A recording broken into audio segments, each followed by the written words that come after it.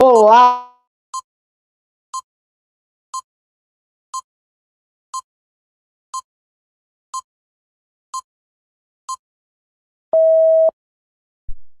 olá pessoal, boa noite. 26 de maio de 2022, dia a dia da escola, aquele podcast está cada vez melhor, do jeito que a gente sempre quis. Uma noite de frio aí, né? Mas vamos nos esquentar com informações, com trocas e reflexões. Muito bom ter vocês aqui mais uma vez. E aí eu chamo para participar, né? Apresentar comigo, né? A Patrícia. Como vai, Patrícia? Tudo bom, Tânia? E aí, como é que tá de frio? Hoje eu não sei se sou eu ou se tá realmente. Quer dizer, tá, né? Tá bastante frio em São Paulo hoje.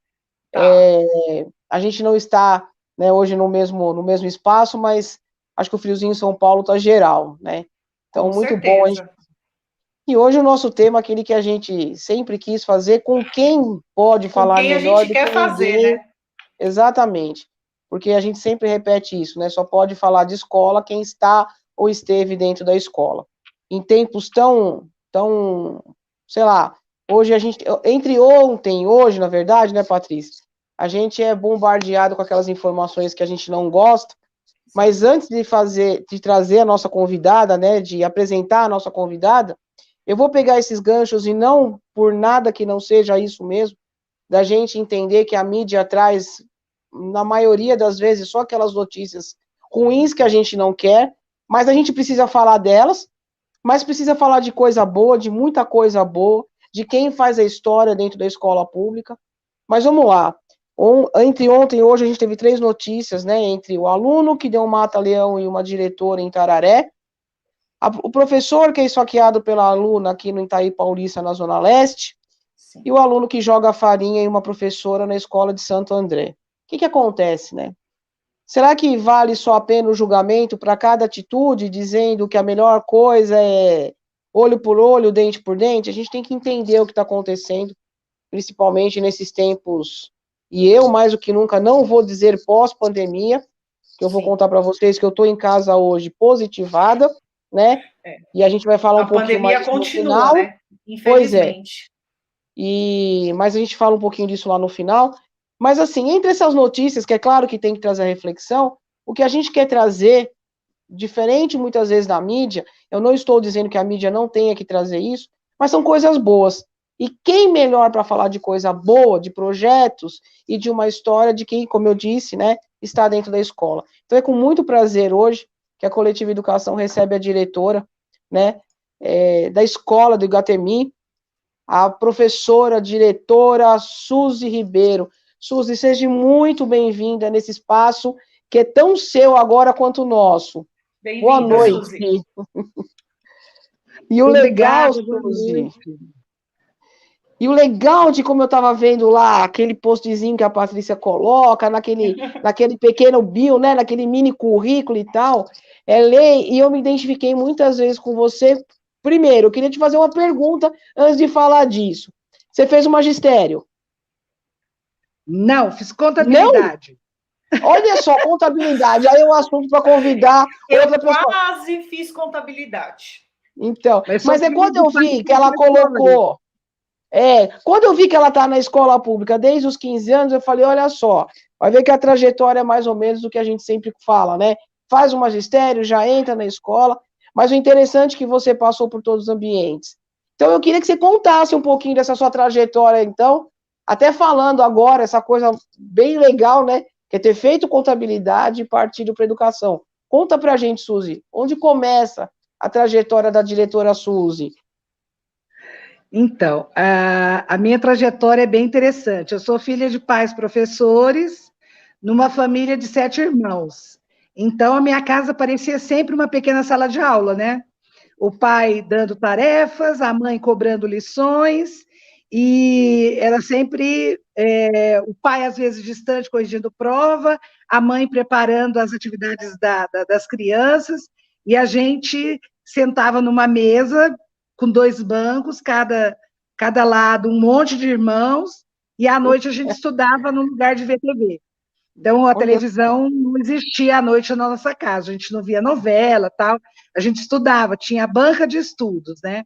Que E legal. eu morava em Goiás enquanto criança, a gente veio para São Paulo, eu vim para São Paulo aos 14 anos, e aos 15 anos eu ingressei numa escola pública como escriturária, pela Associação de Hum, Pais e Mestres. Abriram lá uma vaga, era perto da minha casa, era meio período, e eu fui para passar nota de aluno. E me dava uma tristeza enorme quando eu tinha que mudar de caneta. Eu passava uma... 7, 8, 9, 10. De repente vinha 4, aquilo me dava uma tristeza de ter que mudar de caneta para uma caneta vermelha, quando aquilo podia ser 6, 7, 8, né? E daí eu tinha que botar lá os 4, 3, o 2. E aquilo Oh, sempre me meu Deus. incomodou muito. Aos 18 anos, eu prestei o concurso público para ser, naquela época eu chamava escriturária, e aí eu fui trabalhar na diretoria de ensino, trabalhei lá por um ano, no RH, né, Departamento Pessoal, Aí, cuidando Tânia, aí. de Vai professores. vendo, vai vendo. A Tânia também trabalhou no RH da diretoria. Ah, A gente, então, Tânia, a eu gente tem fui vir, uma mas coisa meio parecido, né?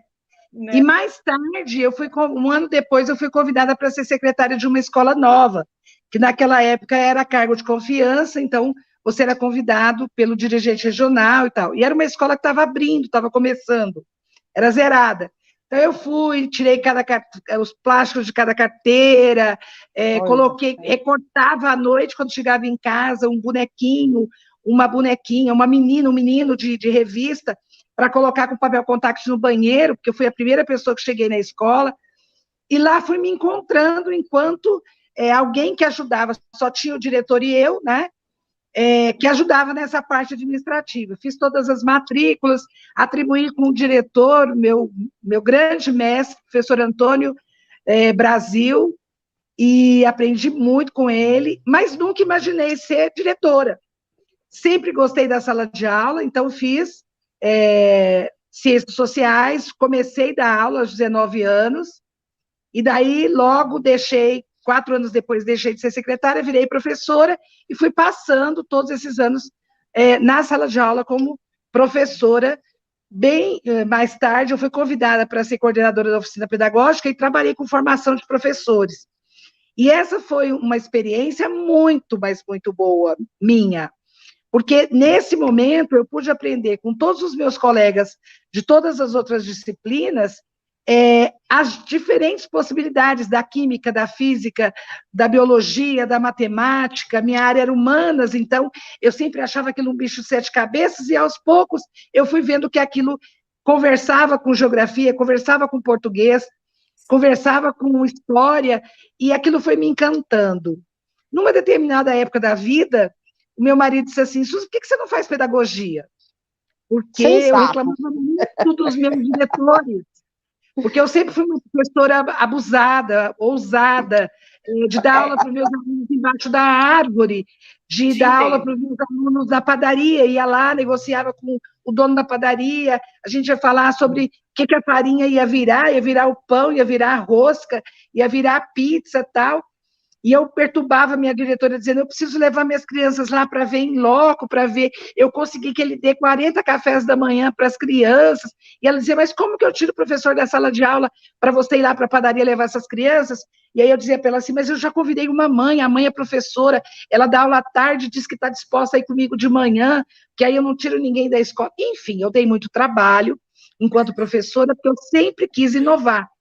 E aí meu marido falou: olha, você reclama tanto das diretoras que pegam no seu pé porque você quer fazer a coisa diferente, agora é hora, estuda e passa no concurso.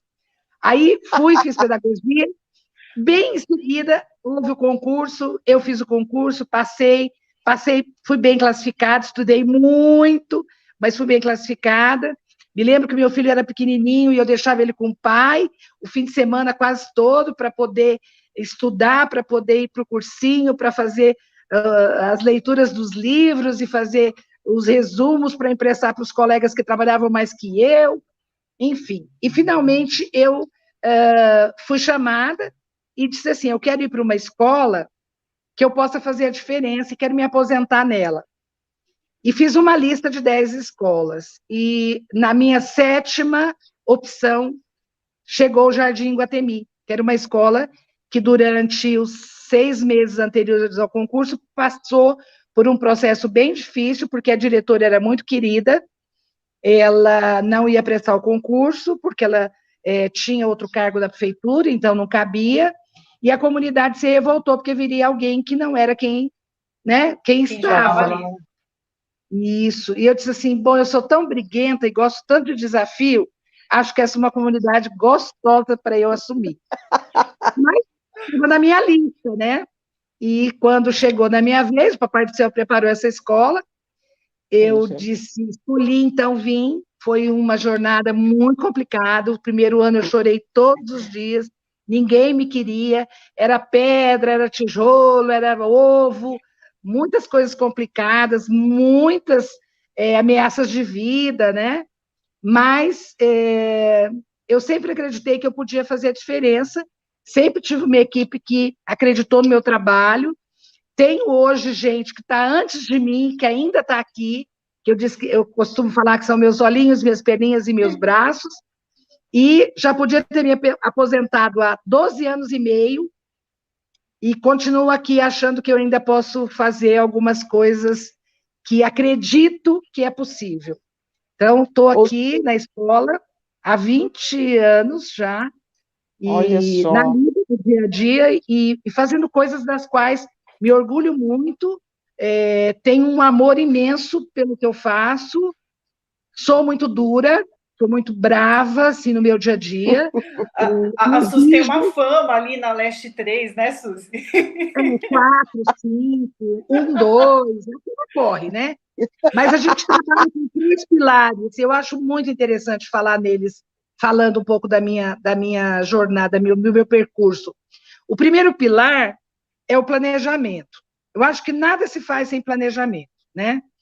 Hoje, para atender vocês, eu falei, eu preciso planejar que eu tenho que usar batom, porque eu preciso estar com uma cara boa, né? Eu quero usar vermelho, porque o vermelho aí está combinando com vocês duas aí, todas nós estamos... Eu já vim de vermelho também. Porque o vermelho é alegria, é vida, enfim, né? Paixão, traz energia, né, paixão, Então, planejei isso também. E aí, fiz minha unha de vermelho, porque eu falei, eu quero estar bonita, né? Para estar com menina. Então, acho que o planejamento é uma coisa que a gente faz na nossa escola toda semana, a gente para uma vez por semana com a equipe gestora e planeja como é que vai ser a semana. Discute, avalia o que não deu certo, avalia o que precisa melhorar, escuta, faz uma escutativa com os diferentes segmentos para poder planejar a semana. E o planejamento do ano, enfim, todas essas coisas, os projetos e tal. O segundo pilar é o trabalho coletivo. A gente não faz nada sozinho, né? Nada. Sim. Então, preciso do outro. Como é que eu vou convencer o outro de que ele tem que estar comigo, que ele tem que ser meu parceiro, que ele tem que me ajudar para as coisas acontecerem? É a partir de você dizer, olha, só vai acontecer se você estiver junto. Todos nós vamos estar juntos, vai dar certo, né? É uma engrenagem. E a terceira coisa é a disciplina. Eu acho que isso que mais incomoda hoje as pessoas, né? Porque eu fui criada num lar onde nós tínhamos nossa rotina atrás da porta da cozinha. 6 horas levantar, 6h15, escovar o dente, 7 horas tomar café, 7h10 ir para a escola, meio-dia voltar, 1 hora almoçar juntos, nós todos sentarmos na mesa, almoçarmos juntos, conversarmos sobre os problemas. Então, a disciplina, ela ajuda no aprendizado, né? Ela colabora no foco, ela ajuda na concentração, ela é tudo para que a gente possa ter uma escola que caminhe bem, que tenha resultados positivos. Então, esses 3 pilares eu trago desde quando entrei aqui, e junto com esses 3 pilares eu trago uma frase que eu digo que é o nosso lema, que é pequenos gestos, grandes transformações, que inclusive se transformou num livro. Olha só! É o livro que nós produzimos da escola, quando ela fez 15 anos. Aos 10, quero pegar ele, hein? Mas está preparado aqui para entregar para a Patrícia faz um tempão e a gente não teve essa oportunidade. Aos 10 anos, a gente produziu Os Poetas, que foi um projeto da escola. Aos 15, nós produzimos esta, que conta a trajetória da escola com o lema, que é Pequenos Gestos, Grandes Transformações, que eu trouxe quando eu vim para cá. sabendo de toda a dificuldade que eu teria, né, que eu ia passar aqui na escola até que me aceitassem, até que eu pudesse colocar em prática meus sonhos. Depois produzimos, aos 18 anos, Experiências Vividas, que é um livro que fala sobre... vários professores tiveram participação de escrever como é que passou pela escola, o que viveu, o que valia a pena compartilhar. E, por último, aos 22, nós escrevemos o nosso quarto livro, Só se vê bem com o coração, que é o livro que também tem relatos de professores, pais, alunos e funcionários. Então, nesses 4 exemplares, a gente conta um pouco, tem um pouco do raio-x da escola, né? Que é aquilo que a gente vem falando há muito tempo, que quando você faz junto, quando você sonha junto, as coisas acontecem, quando você vê, está aí, está pronto, e a gente vai vendo os resultados, e todo dia, olha, passei na USP, olha, estou fazendo medicina em Natal, olha, estou fazendo medicina em tal lugar, e estou fazendo veterinária, entrei na física da USP, então, tanta coisa boa, né, que a gente recebe no dia a dia, e é claro, as coisas ruins, você contou 3 tristezas que aconteceram essa semana, né, na escola, mas a gente não pode deixar... Mas você já contou tantas em cima, né, que... Se a gente parar para pensar, nós temos muito mais coisa boa para contar do que as ruins, né? Pois é, mas por isso que eu quis... Por isso que eu quis começar desse jeito, e eu sempre faço essa provocação, mas fazer esse gesto aqui, vocês que me conhecem já entenderam, que é paixão à primeira vista, gente. E assim, eu já tô quase eu não sei, então, eu não sei se é porque eu tô positivada, se eu vou fazer 50 anos de idade, mas eu ando extremamente emotiva. Mais do que eu já sou por natural. As pessoas acham que a gente é virginiana e é feita de pedra, mas não é.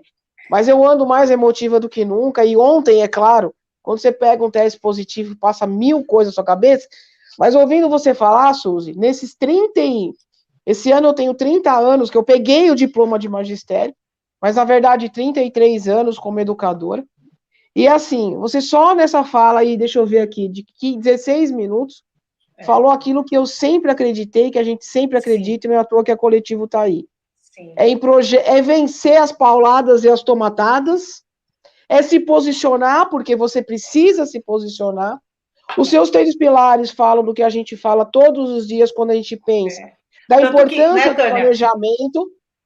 da importância da coletividade, o símbolo da coletiva é uma engrenagem. Então, exato. Não é o planejamento, porque nada acontece sem planejamento, como bem colocado pela Patrícia. A engrenagem é o trabalho coletivo. Se eu não faço pelo outro, não funciona.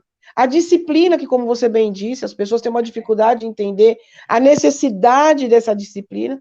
E com todo esse trabalho, né, Suzy, o próprio enfrentamento de um sistema que a gente faz parte. Porque eu diria que você vai na contramão do que a gente vê, apesar de que foi o que eu falei. Quando eu comecei com essas 3 questões que a mídia faz questão de trazer, eu queria dizer exatamente isso. Muito mais do que 3, eu tenho certeza que se a mídia procurasse saber do que é capaz um educador no dia a dia, ela teria muito, mas muito mais notícias boas para divulgar. A sociedade respeitaria muito mais a escola, o professor, do que a sociedade faz. Porque, infelizmente, a gente só traz o negativo. Não que isso não tenha que vir à tona, não tenha que ser discutido, mas a verdade é essa. Eu estou, assim, de verdade, emocionada, com pouco tempo de fala, por essa colocação. E a minha escolha de convidar a Suzy aqui para esse dia não foi à toa, né? A Suzy sempre foi uma inspiração para mim. Eu fiquei 10 anos na rede, era da Leste 3, era de uma outra escola, e eu sempre trabalhei com projetos, e eu sempre tive essa visão, e fui essa professora rebelde, que arrumava confusão, arrumava briga com o diretor, que eu queria fazer as coisas. Então, tem uma sinergia muito grande. E a Suzy sempre foi uma inspiração para mim. Se um dia eu for diretora, eu quero ser uma diretora igual a Suzy. Porque quando a gente crescer, quer ser igual a pessoas assim. A gente ouvia falar do trabalho, eu cheguei aí visitar a Feira Cultural lá do Jardim Iguatemi, e eu fiquei encantada, assim, com o trabalho na época, porque eu via a escola do Jardim Iguatemi como uma possibilidade, né? Eu sempre olhei para essa escola e falava assim, a escola estadual é isso aqui, a gente pode fazer mais, a gente pode ser melhor, a gente pode se unir, a gente pode fazer uma coisa com conteúdo, né? Com planejamento, com tudo. E trazer a Suzy aqui e ouvir ela contar tudo isso com essa emoção me faz reforçar cada vez mais ainda a minha decisão de trazê-la aqui para falar desse dia a dia da escola, né? Trazer a pessoa que está lá no chão da escola, né? Como a gente esteve, né, Tânia? Eu fiquei 10 anos na rede, você foi professora da educação infantil, diretora da educação infantil.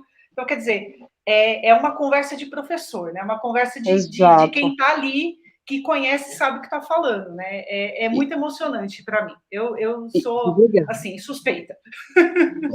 E aí, Suzy, eu queria pegar exatamente através dessa sua fala algumas coisas que a gente conversa bastante na formação com os professores, né, com os diretores, ou mesmo nos nossos bate-papos, essa questão de trabalhar, né, com a equipe, né, de se colocar como gestor, como liderança diante de uma equipe. Porque eu digo assim, muitas vezes o professor se coloca como resistente porque o próprio sistema o faz resistente. Mas quando você tem uma liderança positiva, e quando vocês falam, somos professoras briguentas, a gente tem que colocar aí a briga como algo positivo. Eu diria que é uma luta, né? É uma luta que a gente não desiste. Tanto que a gente fala que a gente quase pira, né, todos os dias com todas essas coisas, mas a gente não desiste. E quando você fala que é por amor, é por esse amor responsável, não é um amor romantizado, porque a escola não é esse mar de rosas, do Tiquititas, do Chico Bento. Né, a gente faz parte de um sistema, né? Sabe que é um sistema muito complexo e com um monte de problemas, né? Mas ter soluções para resolver esses problemas, né? E puxando esse gancho da tua fala, eu queria te perguntar, se você tivesse hoje numa reunião com seus pares, diretores, eu acho que não tem fórmula mágica, eu já quero deixar bem claro que eu sempre digo isso, não existe receita, não existe. Mas se você tivesse que falar agora, para esse seu parceiro diretor, como a Suzy conseguiu vencer as pauladas, as pedradas e tomatadas, para chegar em alguém que consegue dizer para mim, e olha, quem acompanha os meus cursos, os nossos cursos, eu sempre falo, é possível e necessário reuniões, é possível planejamento, é preciso fazer registros. Qual é esse caminho, Suzy? Apesar de responder sua pergunta, né? Antes de eu responder sua pergunta, eu queria dizer o seguinte, eu tenho aqui na minha gaveta, aqui, ó, um monte de planilhas da primeira reunião de pais que nós fizemos aqui na escola. Eu tenho 43 salas hoje, até o ano passado eu tinha 48. Nós fizemos uma reunião de pais no início do ano, a segunda repescagem e a terceira repescagem. Tá tudo aqui, ó. Eu insisto até conseguir. Já fiz reunião de repescagem até no domingo. Na hora do almoço, e dizia assim, você vem aqui para me contar qual é o sabor da macarronada, porque eu preciso que você esteja aqui. Então, assim, fazer educação hoje, primeira coisa é ter coragem. É ter coragem de assumir todas as coisas que a gente precisa fazer, que não são poucas, né? Segunda coisa é ter o compromisso com o trabalho. Ter o compromisso com o trabalho. Não adianta você achar que você vai passar na escola meia hora que você vai dar conta. Eu chego aqui às vezes às 7 e saio daqui às vezes às 11 da noite, às 23. Não que eu acho que as pessoas têm que trabalhar mais que o tempo dela, mas a gente tem visto as pessoas trabalhando muito menos do que o tempo dela. Ela ganha para trabalhar 8 e faz 2, faz 4, faz 6, não faz nenhuma, só passa, só liga, né? Depois da pandemia, algumas pessoas acham que pode continuar de casa ou lá de Bertioga, fazendo home office, né? Para o pessoal trabalhar. É complicado. Agora, o que dizer para um colega que está começando? Só vai se você acredita.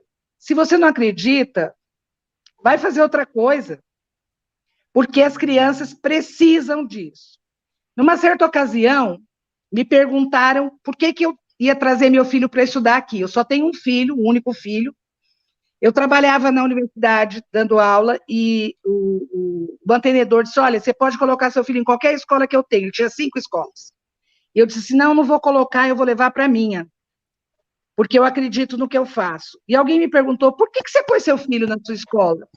E eu lhe respondi, se eu faço uma escola que serve para o filho do outro, precisa servir para o meu. Porque se não serve para o meu, alguma coisa eu estou deixando de fazer. E o que eu tenho visto é meus colegas diretores e professores colocarem os seus filhos nas escolas particulares e vir dar aula na escola pública mal e porcamente. Porque ele não acredita no que ele faz. Se eu te contar hoje que eu tenho mais de 12 filhos de professores estudando aqui, sim, que são nossos professores, porque eles acreditam no que eles fazem. E eu sei que eu fui, naquela época, meu filho já trabalha no Ministério Público, entrou na USP no ano seguinte, está com 27 anos, um rapaz que eu me orgulho dele, mas o exemplo que eu dei naquele tempo é um exemplo que tem valido até hoje para os meus colegas professores. Porque a gente faz uma escola que serve para qualquer filho, tanto do outro quanto o meu, tanto da professora quanto daquela mãe que não sabe ler e escrever, né? Que teve problema, que não teve a oportunidade.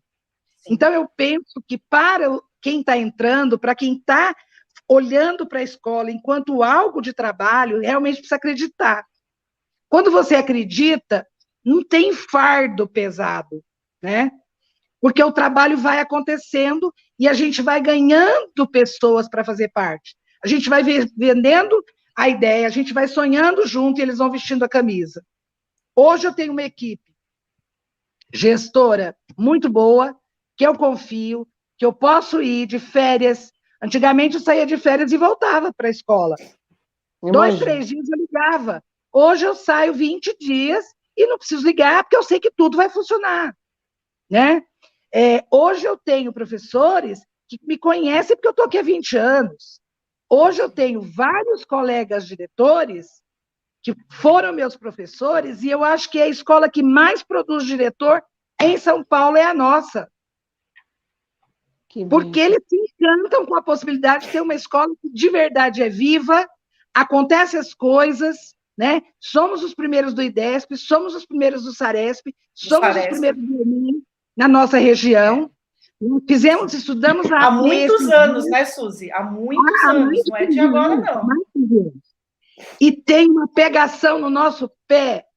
Tânia, você não faz ideia, eu já até comentei isso. Eu imagino. Eu repetiria aquilo que você falou. Qualquer árvore frutífera que está cheia de fruto vai levar pedrada. Ninguém joga pedra em mangueira que não tem manga, que não está carregado. Então, eu me sinto uma mangueira cheia de manga e todo mundo dando pedrada para comer do fruto. Não me importo com as pedradas. Eu, às vezes, desvio, assim, para não perder a manga, não judiar, né? Mas ninguém joga pedra aonde não está dando resultado. Onde está, qualquer jeito está bom, ninguém vai questionar. Não está dando trabalho, não está mexendo com ninguém. Agora, quando você dá trabalho, quando você chama a mãe para reunião, quando você fala não para o filho dela, de uma coisa que está errado, né? Quando você diz para o professor, não, professor, isso aqui não está legal, você vai ter que repensar, eu vou te ajudar, senta comigo, vamos refazer, essa aula não foi boa. Quando a dona Suzy senta lá na última carteira para assistir aula e os caras ficam incomodados, por que ela não vai cuidar dos papéis? Porque papel tem quem faça, e eu sou fã do pedagógico. No dia 2 de julho, nós vamos pintar um muro, 250 metros de muro, com todos os alunos da escola, do projeto que a gente tem esse ano, que é Centenário de 22, comemoração dos 100 anos da Semana de Arte Moderna. Todos os alunos vão para a rua, se você permitir, a Coletivo entra ao vivo para mostrar isso. Não é não, Patrícia? Uhum. Com certeza. Entramos ao vivo para mostrar isso. CET já tá confirmado para fechar a via. SP Trans mudando a rota dos ônibus. As lojas de tinta todas já para poder doar para as crianças. Os ofícios prontos. As partes do muro já delimitadas. As paradas para o projeto. A sedução dos professores. Tudo isso é planejamento. Tudo isso acontece porque todo mundo se mobiliza. Ninguém fica encostado, porque o que fica encostado, eu vou lá e cutuco, eu vou lá e cobro, né? A equipe cobra. Aliás, você me faz entrar nesse quesito aí também, porque assim, como a Patrícia colocou, eu tive uma transição assim, né? Eu fiquei muitos anos na escola, sala de aula, pouco tempo, mas muito como coordenadora e diretora de escola particular, sem nunca, e você pode ver aí em vários dos nossos vídeos que eu sempre faço o meu agradecimento à escola pública. Quando eu falo de escola. Fazer educação é fazer educação, e se eu falo que é para todos, é em todos os ambientes, como você colocou muito bem. Eu tenho que acreditar no meu trabalho, no lugar onde estou, seja público, seja particular, sem entrar nas discussões de como que deveria, como não é, mas a questão é, temos escolas públicas, temos escolas particulares, e elas precisam fazer história. E tive uma passagem, sim, pelo RH de uma diretoria, e sendo tão chata, encrenqueira quanto vocês, tanto que eu não aguentei ficar, porque se eu tinha essa diretora, e essa diretoria tem sim, nomes que eu carrego com muito respeito, não só no coração, mas no meu trabalho, no dia a dia, fazendo as coisas, mas é claro que eu tinha aquela que assinava o ponto e foi tirar férias em outro lugar, e ainda fez o favor de pôr o cara no Facebook, mas a questão é o seguinte, com essa questão do funcionalismo público, a gente esbarra numa coisa diferente da escola particular. O mantenedor, por mais difícil que seja para a escola particular, mas há um dado momento, quando o professor não responde a isso, o mantenedor, ele dispensa esse professor, essa professora que não entra exatamente nesse trabalho.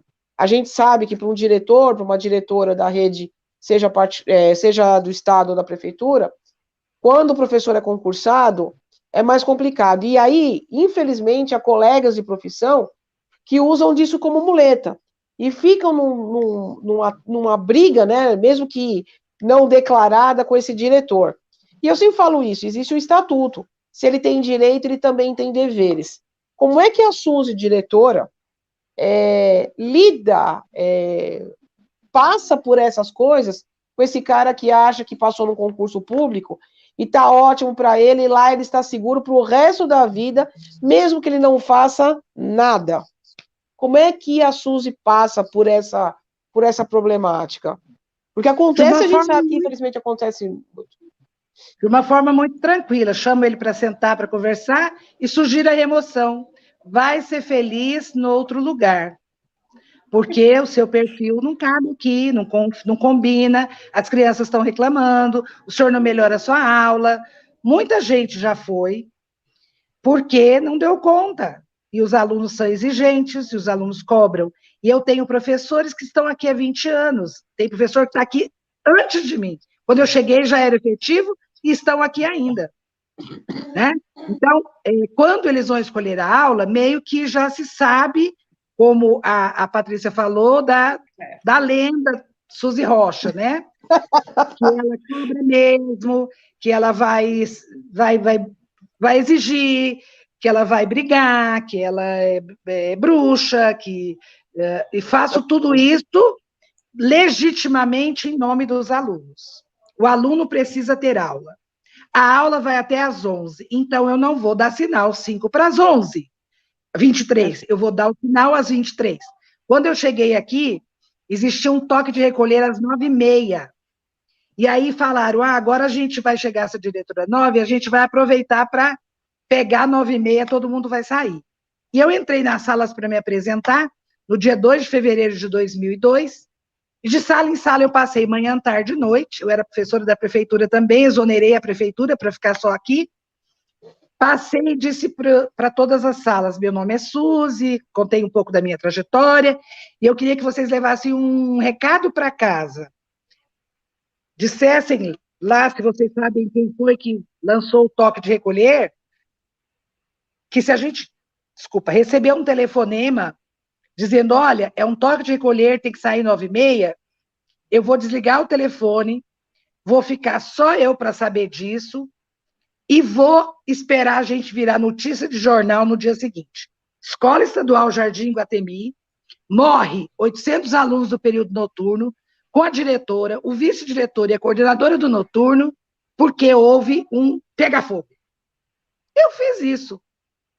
E o recado chegou para quem havia feito todas aquelas primeiras ligações. E a resposta que veio para mim foi: essa mulher é de ferro. Continua até hoje. Não sei se de ferro, mas eu tento ser de ferro. Eu diria que não um pouco essa coisa, da gente acreditar e dizer, olha, aqui não, aqui o aluno é respeitado. Se ele tem direito à aula das 7 da noite, das 19 às 23, ele vai ter aula das 19 às 23. E você não é ninguém para interferir nisso. É isso que vai ser. E nunca mais... É a escolha de cada um, né? Dentro da... Ser professor é uma escolha. Eu sempre digo isso. Ser aluno faz parte. Eu diria até obrigação, né? De todos os lados. Agora, ser professor é uma escolha. Você pode ser ou não pode ser. Aí é um quesito seu. Estar na educação é uma escolha nossa. Passar por essa luta é uma escolha nossa. Exato. E, Suzy, você falou um pouco dessa questão aí dos diretores, essa coisa toda, e você tocou na questão da pandemia. A gente sabe que no período da pandemia as escolas funcionaram remotamente, e vocês têm um trabalho muito forte com a comunidade, com os alunos, né? A equipe escolar é muito centrada, muito unida. Como é que foi o trabalho que vocês desenvolveram nesse período da pandemia? Eu sei que teve uma coisa aí com o WhatsApp, né? Eu queria que você contasse um pouquinho quais foram as soluções que vocês encontraram para não perder o fio da meada aí nesse período da pandemia. Então, foi muito interessante que todo mundo foi pego de surpresa, na verdade, né? Mas a gente tem as coordenadoras muito engajadas. E aí a gente não se conformava com aquela história do CMSP, o aluno assistia aquela aula toda perdida e tal, e a gente resolveu fazer, então, as aulas no horário normal, seguindo o horário normal pelo Teams. O aluno entrava às 7 horas da manhã no Teams, o professor daquela disciplina, dava para todas as aulas, manhã, tarde e noite. Aí o aluno tinha que estar com pelo menos a blusa de uniforme, para não estar lá de pijama, essas coisas, né? O sinal dava, a cada 45 minutos, eles mudavam de professor. Na hora do intervalo, parava para ele tomar o café, para o professor também se organizar, retomava 20 minutos depois e tinha aula até o 12h35. À tarde, iniciava exatamente com os meninos pequenos, no mesmo sistema, e à noite começava às 19 e terminava às 23. Nós fizemos isso durante quase que a pandemia inteira, e eu ficava assim, sempre perguntando, gente, como é que está a presença? Como é que está a presença? Ah, depende, 30, 28, 27. Teve dia que a gente tinha 35 alunos participando, então foi uma coisa muito legal. E no meu aniversário, eu tirei uma folga de TRE e fui para a praia com meu marido, era uma sexta-feira, fui e estou lá na Ilha Bela, na piscina, conversando e tal, estava um dia lindo. E aí eu encontrei um senhor, né, um idoso, e nós começamos a conversar, e ele falou, eu sou do Jardim Guatemi. Falei, não acredito, eu sou também de lá. Eu não sou daqui, mas eu vivo aqui, né? Então eu me sinto tão... já faz parte. Ele falou, onde a senhora mora? Eu falei, não, eu sou diretora da escola, Jardim Guatemi. Minha neta estuda lá. Não, que coisa boa, tal. Inclusive, ela nem queria vir na viagem por causa da aula. Aí, tudo. Né? Saí da piscina, fui sentar perto dele, disse, me conta isso. A mãe queria vir para a gente vir com a avó, o vô, ela e a irmã, tal. E ela disse, eu não vou porque eu tenho aula e eu não posso perder a aula. E a mãe disse, não, mas você não pode ficar sozinha. Mãe, mas eu tenho que ir. E a mãe disse, bom, se eu levar o computador e você ficar assistindo a aula, enquanto a aula acontece, você vai com a gente? Bom, se for assim, se me derem paz, eu vou. E aí eu vou me dizer. E a gente pensou em todos os passeios no final, depois do almoço, porque ela está em aula. E eu disse assim, vô, eu não posso ficar aqui sentada sem ver isso com meus próprios olhos. Me diga, eu posso visitar? Onde é que ela está? Está no nosso quarto, lá, assistindo a aula. Então, pus a máscara, pus a minha roupa e fui. Bati na porta, e aí atendeu a jovenzinha, que eu não a conhecia, porque ela tinha vindo em fevereiro e logo entrou a pandemia. Então, nós não nos conhecíamos assim, de máscara, né? E eu disse, tudo bem? Ela, tudo. Eu falei, você está sozinha? Ela falou, estou. Falei, o que você está fazendo? Ela falou assim, desculpa, eu estou estudando. Aí eu tirei a máscara e falei, você me conhece? Ela falou assim, ai, a senhora está parecendo a diretora da minha escola. Falei, sou, eu vim aqui só conferir isso e me senti feliz, porque esse foi um presente de aniversário que eu não esperava, mas que eu me sinto contemplada. Estou indo embora, a gente conversa mais tarde. Naquele dia não deu tempo de conversar mais, porque ela foi para o passeio com a família. No outro dia, no café da manhã, olha, até arrepio de contar. Na hora do café da manhã, eu encontrei ela, a família, e aí a gente conversou, ela falou, olha, cheguei na escola agora, mas eu estou amando essa escola, eu amo as aulas dos professores, tem me dado muita alegria de poder ver o meu professor, conversar com ele, tirar dúvida, é como se ele estivesse na sala de aula comigo.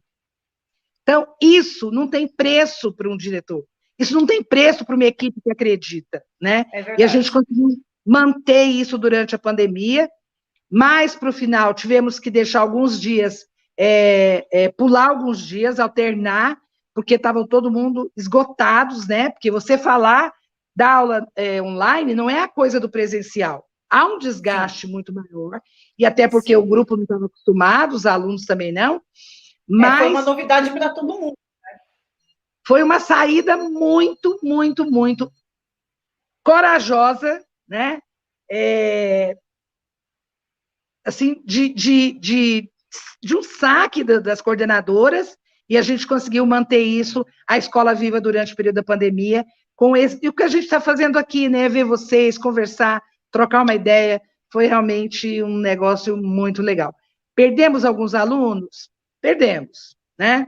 Eu diria que nós perdemos 0,8, menos de 1% de alunos, mas foram momentos muito ricos de aprendizagem e que eu, inclusive, no início, tive muita angústia, né, se a coisa ia dar certo, e aí o professor estava com problema, ele ligava para a coordenadora assumia aquela aula para não ficar o buraco. Foram momentos incríveis, foi muito legal. Ai, que bom. E o resultado apareceu, né? Que já saiu alguma coisa do Saresp já desse ano, Suzy, ou não? Porque eu fiz o meu último TCC agora foi sobre o Saresp e o protagonista desse meu TCC é a Escola Jardim Iguatemi. Então eu sei como é que funciona o Saresp ali, os resultados da escola, o diferencial que essa escola tem em relação a Leste 3, em relação à cidade, em relação ao Estado, né? É um trabalho que tem muitos resultados. E o Saresp desse ano já saiu o resultado? Como é que foi, mesmo com pandemia? Como é que foi aí esse resultado? Nós não estamos trabalhando em cima desse resultado ainda, a gente está trabalhando em cima dos resultados da AP, né? Que foram as APs do ano passado, que a gente está acima da média da diretoria em todos os segmentos, mas que nós temos que trabalhar muito para tirar alguns que estão abaixo do básico, que é muito menor porcentagem da diretoria, do Estado, mas que a gente tem uma preocupação muito grande com esses meninos, né? O que a gente está agora fazendo um trabalho com os alunos do noturno, porque à noite é uma coisa, acho que um pouco diferente aí do resto do estado, é que nós temos 12 salas de terceiros anos à noite. 12, com 40, 42 alunos. Enquanto todas as escolas estão fechando as portas, nós temos 12 salas de terceiro ano. E a gente pôs como meta todos os alunos participarem do Enem. Então, durante uma semana, a gente ficou fazendo a inscrição de todos os alunos do terceiro ano. Conseguimos registrar. Oi. Não, pegando esse gancho até do que a Patrícia falou, de resultado, e você falando desse número, que é claro, né, aquilo que a gente falou no começo, gente, tem que fazer um Globo Repórter do colégio, né, do Jardim Iguatemi. Ainda tem lista de espera, Suzy, para entrar no Jardim Iguatemi? Nós abrimos ontem, que uma mãe veio pedir uma vaga, alunos que nessa última semana fizeram intenção para matrícula, são 142, que a gente não tem como atender. Mas nossas salas estão com 42, 43 alunos, né? Estamos muito, muito, muito lotados. Me fala um pouquinho, né? Porque quando a gente fala da BNCC, da base, o último mesmo que teve essa vivência aí é o ensino médio. Como é que você vê a questão da BNCC e o ensino médio nessa realidade que a gente tem? Como é que vocês estão trabalhando isso? Então, Tânia, eu tinha me combinado com a minha família, marido e filho, que eu aposentaria no fim do ano passado. E aí, em meados do ano passado, veio toda a questão de discutir o novo ensino médio, né? E eu disse assim, gente, disciplinas das quais eu sempre quis ter na escola, e a gente não tinha, porque tinha uma grade fechada, né? As crianças de humanas, as crianças... Ah, não, eu acho que vou ficar mais um ano. E decidi ficar. Mas a logística do negócio e a falta de olhar para o chão da escola é tão grande que a gente está com ainda 4 ou 5 disciplinas sem professor desde o início do ano, porque não temos profissionais para assumir as aulas. E a gente questiona e diz, nós não podemos fazer nada. Abrimos mais um cadastro emergencial. Abrimos mais um cadastro emergencial. Então, a gente tem professor de qualquer coisa dando português na rede. A gente tem nutricionista dando biologia. A gente tem assistente social dando sociologia. E a gente não tem professor de educação física para dar lutas como práticas corporais, por exemplo, que é uma matéria nova do novo ensino médio. Então, a quantidade de aulas que os alunos estão fazendo fora do turno, que eles não estão fazendo, porque eles trabalham, porque eles fazem curso na ETEC, porque eles fazem Senai, que eles fazem inglês, que eles ajudam o pai no mercadinho. Então, eles vêm de manhã e assistem às aulas que estão no currículo de manhã, que tem os itinerários formativos, que tem as aulas, né, da BNCC, as disciplinas, e à tarde eles vão para a expansão. E à tarde eles não vão para o computador, porque eles não dão conta de ir. Né? Porque eles enjoaram do computador, porque eles estão em outra escola, porque chegam à noite cansados do trânsito e não querem ir no repositório assistir a aula que a professora de expansão deixou lá para que eles assistam. Né? Então, eu acho que a gente precisa ainda caminhar muito para chegar no razoável. A gente tem feito o nosso melhor. Fica bom, A gente tem feito o nosso melhor. E a gente tem visto professores que têm vestido a camisa, literalmente. E a escola faz um caminhar muito importante para que os alunos possam ter outras oportunidades. Por exemplo, amanhã, os alunos, nós vamos levar 250 alunos para o SESC Pinheiros, muitos alunos dos itinerários formativos, né, da área de comunicação e tal, para assistir uma peça, um musical do Jackson do Pandeiro. Conversa com o que eles estão vendo no currículo. Isso é fácil? Não é fácil. Não temos ônibus, temos que recolher dinheiro, tem pai que não tem como pagar, tem criança que tem vontade de ir. É um movimento na escola tão grande que a gente está há 2 semanas fazendo coisa, né, para dar conta de... já que nós ganhamos todos os ingressos gratuitos. E a gente não perde as oportunidades, porque não dá para perder. Não exatamente. Nossa, nunca né? Então, a gente quer levá-los, a gente faz um movimento grande. Mas isso implica também nesse aluno merecer ir passear. Hoje, por exemplo, no final da tarde, 2 alunos devolvemos o dinheiro e botamos outros 2 que estavam na fila de espera há um tempão, porque eles fizeram uma coisa feia aqui, pondo fogo na escola. E a gente cumpre os nossos pilares lá, né? Disciplina é um deles. Então, você perdeu a oportunidade de passear, porque você quis prejudicar a escola, você e os colegas. Então, o novo ensino médio, ele veio, e eu penso que ele vai ficar muito bom quando tudo estiver estruturado, né? Vai ficar como a gente realmente acredita que precisa ser, mas que, nesse momento, a gente se sente muito só, né? Não existe parceiros para construir nos isso, ajudar, né, a resolver essas questões. Então, tem sido difícil. E a parte mas a gente de recursos humanos, né, Suzy, ela é mais difícil, porque vocês dependem da atribuição de aulas, de tudo, né? Depende do Estado. Exato. Não é uma coisa que a escola pode resolver, né? Então, se falta professor, o buraco fica lá, né? Não tem muito o que fazer.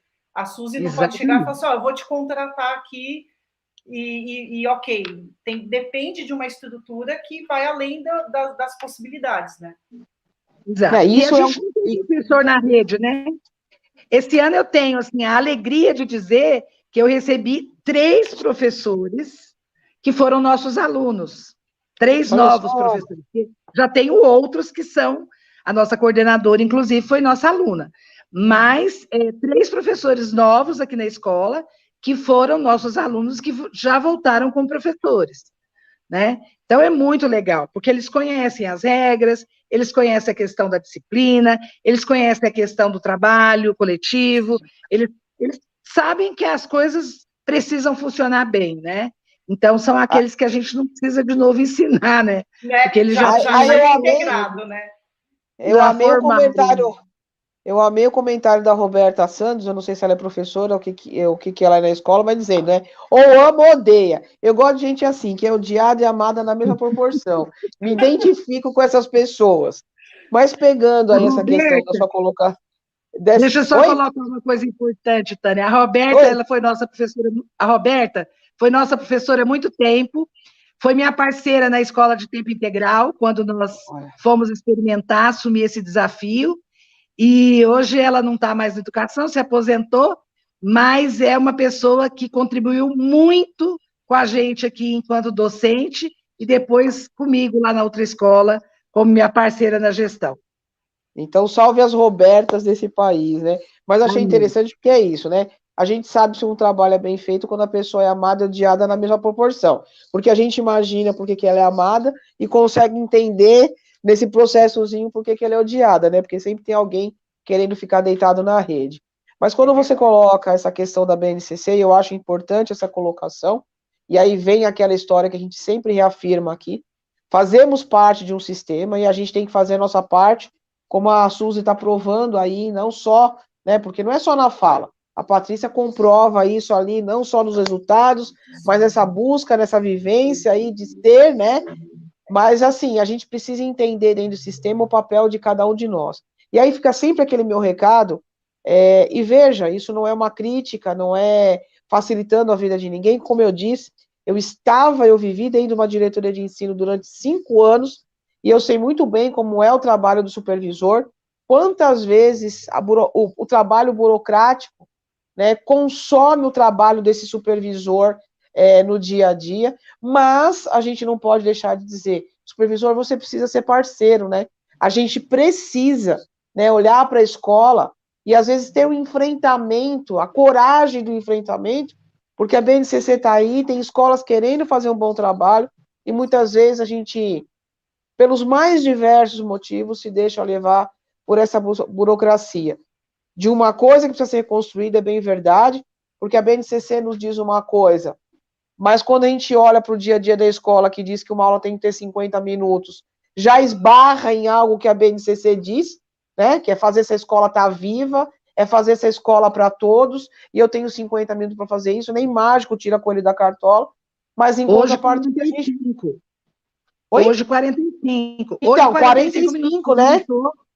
Aumentou agora o número de aulas, você diminui o tempo de cada aula, né? É ilógico isso, né, gente? É assim, criticar a BNCC, é lógico, ela ainda não é o documento que nós gostaríamos, mas a gente não pode negar, né, que ali na teoria a coisa está chegando muito perto do que a gente almeja, mas que na prática as coisas precisam acontecer. Então é impossível você realizar tudo aquilo que a BNCC nos traz em 45 minutos de aula.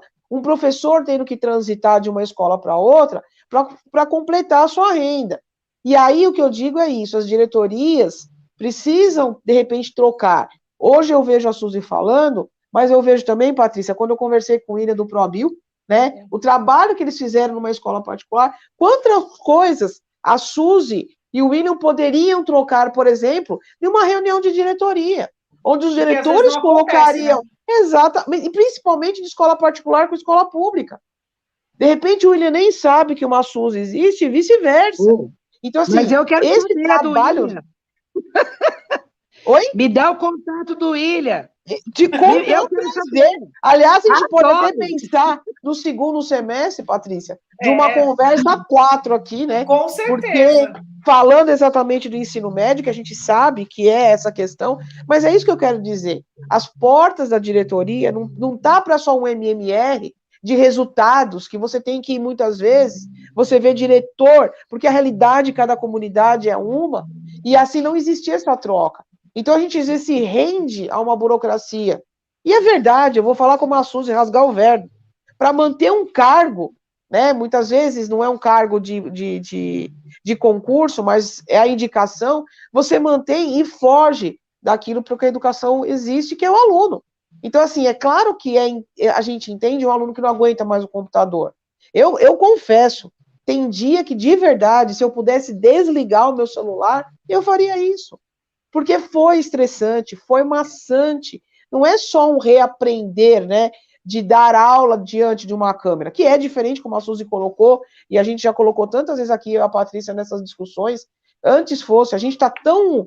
É tão comum para a gente aquele espaço de sala de aula, e quando a gente foge, a gente fica preocupado com o que está atrás, o microfone está funcionando, que quando você senta para dar a tua aula para valer mesmo, nossa, você já está num nível de tensão tão grande que as coisas não acontecem. É como a gente faz essas lives. Depois que você desliga, fala, nossa, eu devia ter falado isso, devia ter feito daquele jeito, não podia ter esquecido tal coisa. Imagina isso no dia a dia do professor. Então, eu acho... Onde eu falo, né, Tânia, que o gestor, ele faz toda a diferença. Né? E esse diretor de escola precisa ter parceria, né, Patrícia? Porque o gestor da escola particular... a maior boa vontade, né, Tânia? Por exemplo, eu fui professora da rede e fazia o meu trabalho com projetos e tal. Mas eu era uma professora, ou a gente era um grupo de 3, 4 professores remando contra a maré. Né? Quando você tem uma gestão que forma esse professor, que envolve essa comunidade, que faz um trabalho planejado, pensado, o resultado é completamente outro, né? Aí você não está remando... A gente continua remando contra a maré, mas aí tem mais gente no barco para remar junto, né? Então, uma coisa que eu queria pontuar, meninas, que eu acho muito interessante, é que, assim, quando as pessoas chegam aqui na escola, elas são impactadas pelo aspecto físico da escola. Isso eu acho tão importante considerar, porque é uma coisa tão diferente. A escola não tem um risco, não tem um pichado, não tem uma cortina rasgada, não tem um vidro quebrado, não tem uma bicicleta grudada no chão, não tem... Todas as cortinas têm o logo da escola, tudo é muito cuidado. Então, os alunos cuidam da escola, porque eles falam, a minha casa não tem nem esse banheiro. A minha casa não tem nem essa comida. A minha mãe não cozinha tão bem quanto essas merendeiras. Então, tudo é muito cuidado. Não é só o ensinar, é o espaço, é a comida, é o banheiro limpo, é o papel higiênico, é o absorvente. Porque educação é um conjunto de coisas, né? Não é só a matéria, né, Suzy? Não é só o conteúdo. Não é para ir no banheiro toda hora. Não é para ir pegar água no filtro, no bebedouro toda hora. Tem regra. E aí, quando a gente diz não, a mãe fica brava, porque tem regra, mas a mãe não fica brava pelas outras coisas boas, né? Então, isso é importante também dizer. As crianças cuidam da escola. Elas porque se sentem parte, né? São pertencentes a ela, exatamente. Porque é isso que eu cuido. Porque as pessoas chegam aqui e falam, mas é uma escola pública ou particular? Então, né? e olha, por um lado é satisfatório, positivo ouvir isso, mas por outro, não devia ser exceção, deveria ser regra. Toda escola deveria fazer com que o aluno se sentisse pertencente àquilo, independente de ser público ou particular. Né? Depois da casa, a escola é a segunda instituição social que essa criança faz parte, que esse aluno faz parte. E ela tem que se sentir pertencente, tal como ela é, respeitada tal como ela é. E a gente chegou, e aí, acho que a discussão seria para um outro caminho, mas a verdade é, as famílias também precisam entender. Muitas vezes nós precisamos fazer com que a família entenda, educar essas famílias para entender qual é o papel da escola. Ah, você não gosta que ele saia, mas ele precisa de disciplina. Porque lá na sua casa você tem 1, 2, 3 filhos. Aqui na escola eu tenho 500, 1.000 e pouco. Eu não posso ceder. E isso tudo é como eu falo, né? Que mudança não é evento, ela é um processo. Mas para isso é como a Suzy colocou, todos precisam estar envolvidos. Essa não é uma responsabilidade só da equipe gestora, não é só diretor, não é só coordenador, é de toda a equipe docente. É como eu falo sempre, gente, ser professor, ser educador, ser profissional da educação é uma escolha nossa. Nós poderíamos ter escolhido outras coisas. Não é justo, né? Nem para essa escola, nem para esse aluno, nem para essa sociedade, que depara, de repente, com 3 notícias dessa, e não se pergunta, mas espera aí, por que que isso acontece? Se penalizar só pela diretora, pelo professor, não adianta, nós não vamos mudar isso. Porque amanhã tem outra notícia, e tem outra notícia, e tem outra notícia. Nós precisamos nos constituir, enquanto sociedade, onde toda aquela formação dessa sociedade, família, escola, não importa se a igreja, eu respeito num todo, acho que a gente pode falar disso num todo, seja lá o pessoal do bairro, lá, o presidente da associação do bairro, precisa conversar sobre a sua comunidade, precisa discutir sobre o que está acontecendo. Então, assim, a gente não pode mais acreditar, eu fico feliz de ouvir que alguém chega e fala assim, nossa, não parece uma escola pública. Só que, ao mesmo tempo, você pergunta, por que eu tenho que entrar em uma quando 10 parece um presídio? Porque a mesma tinta, o mesmo material usado. E não muitas vezes porque o diretor não quer fazer, não. Eu volto de novo. As escolas têm uma representatividade que são as diretorias regionais. Como é que tem sido esse trabalho? Então, por isso que eu falei que eu gosto dessa fala da Roberta do ama e odeia-se ao mesmo tempo, porque, de repente, a gente está precisando de mais pessoas assim. Nós não podemos ser tomados pelo medo. Porque eu sei que tem muita gente que não é só a conveniência. Tem outros que são tomados pelo medo. Eu me calo porque eu tenho medo. Eu tenho medo da minha vida, eu tenho medo dos meus, e muitas vezes, por medo, a gente tem se calado e colocado a sociedade aí. Um aluno esfaqueia, o outro joga farinha. E aí, gente, lidar com criança, lidar com esse adolescente requer tanta coisa além do pedagógico, né? Existe toda uma estrutura que a gente precisa discutir. Então, eu acho que a gente precisa repensar realmente. A gente bate palmas para esse trabalho, mas a gente queria encontrar mais SUSes no meio do caminho, né, Patrícia? Com certeza. Tânia, a gente já está aqui, tem 1 hora, a gente podia ficar aqui umas 5 horas batendo papo. Nós vamos voltar, Suzy. Né? Mas eu queria agradecer a participação da Suzy, né, ter disponibilizado aí esse tempinho para conversar com a gente, e já coloco a coletiva à disposição, que a sua escola precisar, é só falar com a gente, ela já sabe disso. Eu estou devendo uma visita lá no Jardim Iguatemi, né? E aí, vou separar 2 cantinhos desse de livro para você levar para a Tânia também.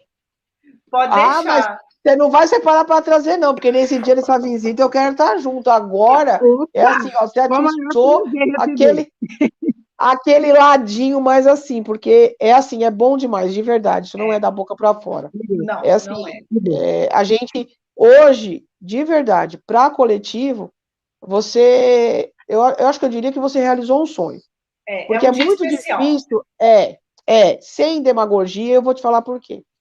Que eu acabei de falar, muitas vezes as pessoas querem se colocar da rede, os diretores querem falar, eles querem se posicionar, mas por incrível que pareça, o medo fala mais alto.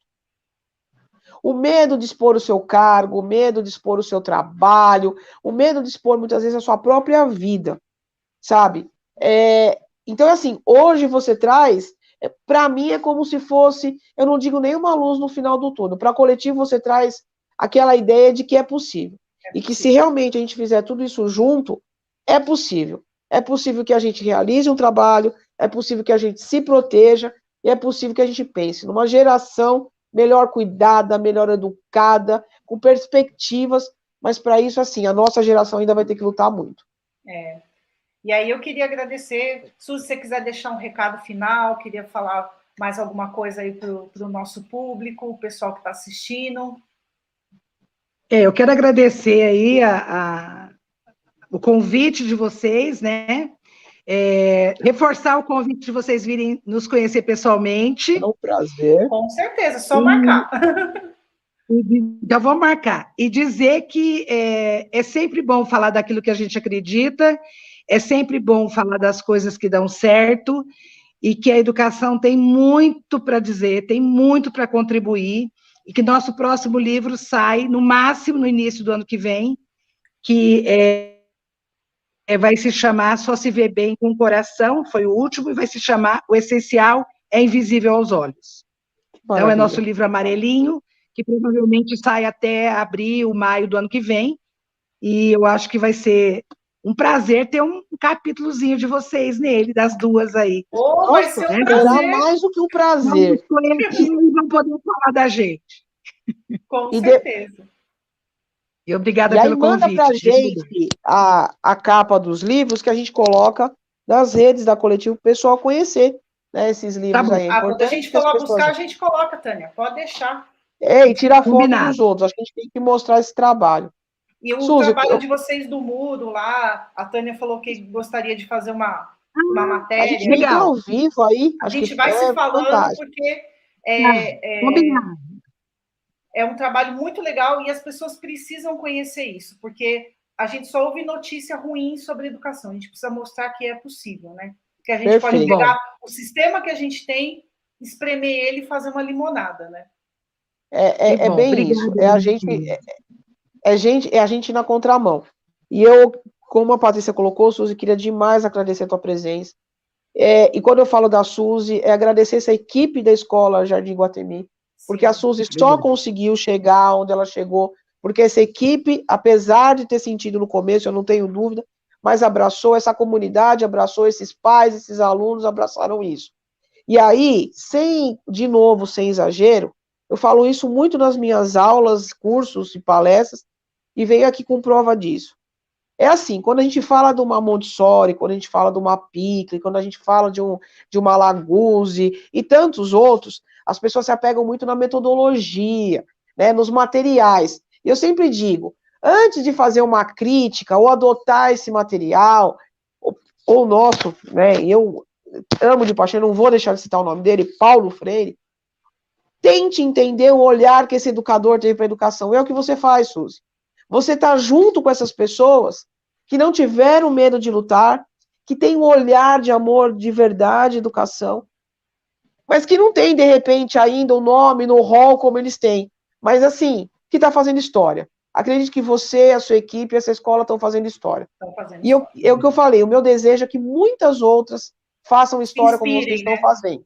Porque esse olhar humano, antes de mais nada, quando você diz, o aluno tem direito a ter aula, aqui o aluno vai ter essa aula, esse olhar humano que a gente precisa ter antes de mais nada. Não importa em que lugar nós estamos inseridos.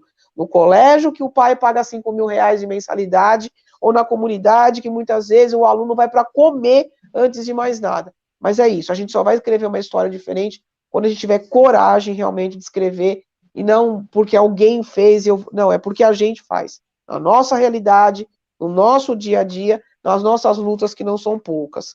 Então, é isso. Que se multiplique e que fique mais em evidência trabalho como o de vocês, né, Patrícia?